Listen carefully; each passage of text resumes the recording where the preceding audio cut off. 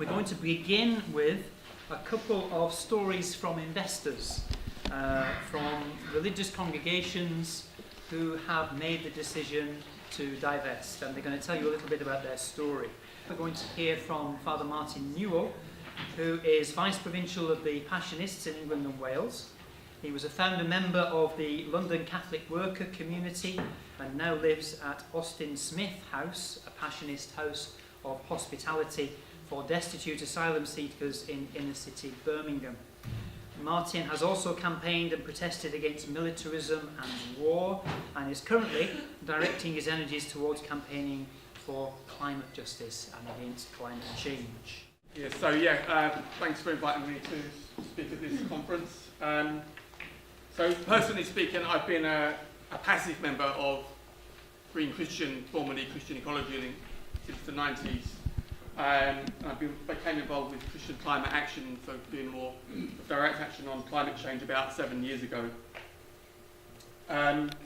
6 years ago, I was elected to our province leadership team. At that time, we had recently got new accountants. We started saying that we were more comfortable than we thought we were, shall we say, compared to the old accountants. And also, our leadership had not actually met with our investment managers for years. We didn't really know even who they were, as individuals. We knew their names at organisations. And we didn't even know what our ethical investment criteria were, or if we had any. We presumed we did, but we didn't know. So we're starting, a long way back here. Our bursar was a member of our province in his late 70s. He was just about managing to do the bookkeeping and get through the audit and etc. And keep up with the financial needs. Now, I somehow started getting emails from the global Catholic climate movement, probably because of other things I was involved in, which included the campaign to get Catholic institutions to divest and disinvest from fossil fuels. I'd also heard of it about the same time from 350.org, based, I think, in Canada or the US, the campaign for disinvestment from fossil fuels, generally. I also saw somewhere the Bright Now materials produced by Operation Noah, the ecumenical Christian climate change campaign that has organised this.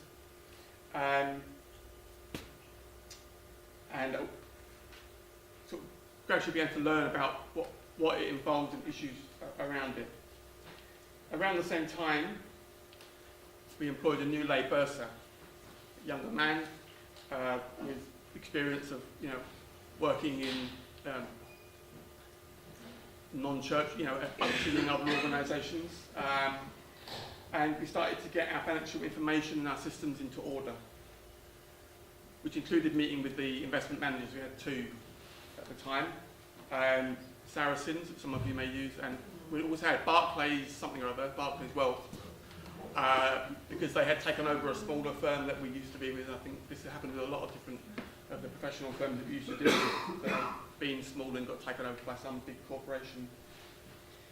So we met with our investment managers to find out, to discuss with them, and to try and bring up to date our ethical criteria for our investments, find out what they were and work out what they should be and how they could be improved.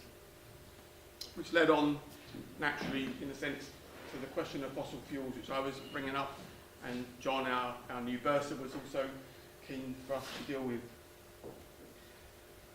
I shared some of the Bright Now materials. I've discussed that in our leadership team meetings. And he took that away and read up in it as well, the Bright Now materials, for example. And in fact, one of the regular reports from Saracens, one of our investment management firms, included an article about things like stranded assets and the carbon bubble, for example. And it made clear that investments would not necessarily be lower in divested funds than in funds that include fossil fuels. In fact, long-term implication of the carbon bubble and stranded assets. So oil companies Valuations is based on all the oil they've got in the ground, for example, which, like you saw earlier, can't, for us to meet the Paris target, so 1.5 degree target, cannot be burned, cannot be used. So if their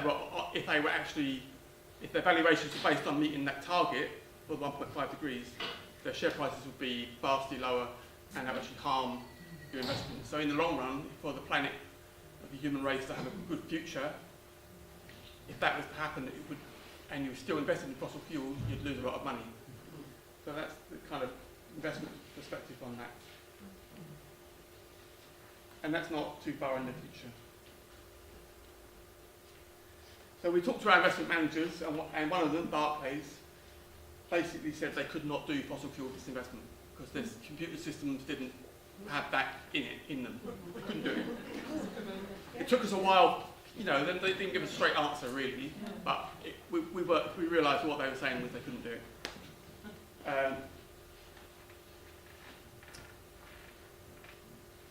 Certainly not to the degree that we wanted to. Really, they were just into maximising returns. That's what Barclays Wealth do. But the other one, Saracens, said they were starting a climate active fund to actively engage with fossil fuel companies.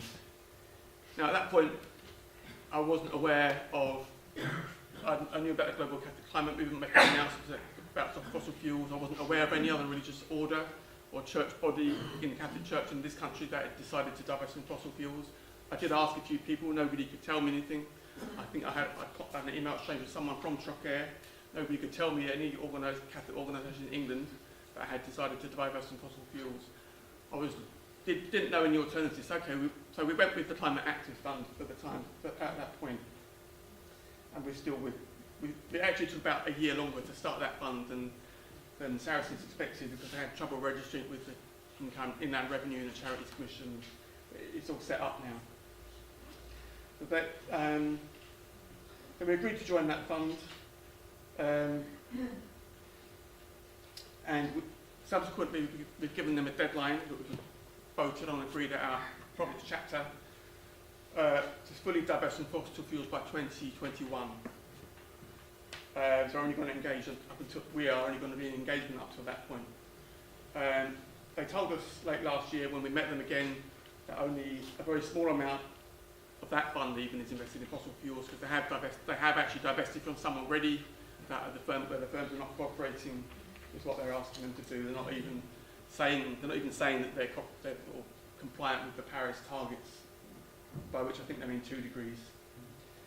I think it's about 1% of that fund or something quite small is in fossil fuel companies that are at least open to dialogue or are saying they are compliant with Paris targets. Whether they are actually compliant with Paris targets is another question, but that's what they're saying. So we agreed also to look for alternatives for our other investment managers. I think I actually talked to James, and he told me that the Quakers were using Rathbone and Greenbank. Now I know a lot of Quakers, and I was like, well, if the Quakers are using them, they must be good.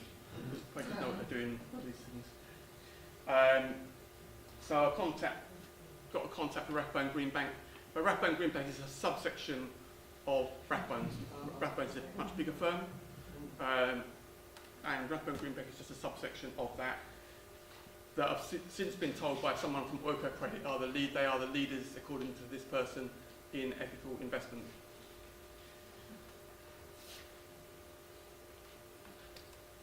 So I went to see this guy John David initially at their offices here in London somewhere, central London, near St Paul's. They came to a meeting, our Curie meeting. I wrote papers about it, wrote reports, made recommendations, and then John Thornhill, our lay bursar, John took over with the practicalities of the switch. So that was the Barclays part of our investment, which was the smaller of the two actually.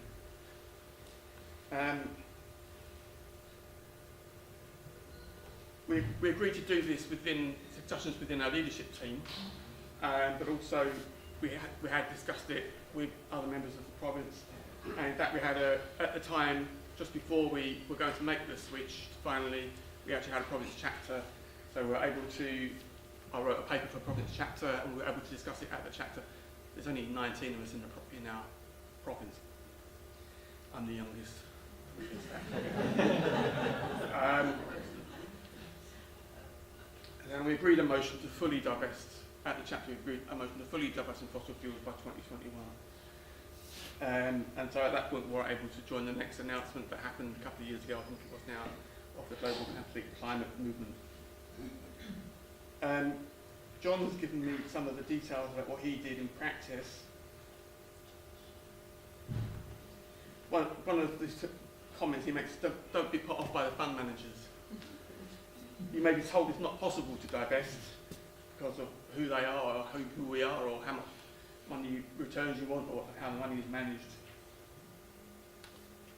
If they're not playing ball, there is someone who can. Don't be blinded to science by the professionals. We gave Barclays 12 months' notice of our intention to close the fund. That's partly so that, with notice, then you don't lose out. Basically, the switch can be made at a time that works out well in terms of returns and things like that, and just makes practicalities more easier. It actually took 9 months for the whole transition to happen. So it's not like the company that's got them, the investments, doesn't sell what they've got and then the new one buy it again. They just transfer the holdings across. So it's not that the shares are sold and bought again, but the registration of the shares is switched from one to the other. But this can take a long time. But John says, stay the course. Opening new funds can be quite a long, complex process, depending on how much time you've got to do it. It took 9 months, as I said. Anti-money laundering regulations. As I was saying, we started from a long way back. We haven't got now record keeping from the past is rubbish, and lots of things were not there. So if you're better organised, it will be a lot easier. Things like, to prove the identity of the trustees, witnessed by accountancy professionals, or some professional, locate historic trustees for the congregation that were squirreled away somewhere, we didn't know where, find them. Provide evidence of historic wealth of the congregation, where it came from, evidence current account transactions for the previous 6 months, evidence individual financial transactions to comply with anti-money laundering, and not all the investments that Barclays sold could be switched quickly. That took time and patience, but we're there in the end. I think that's enough time. Thank you. So I can answer more questions.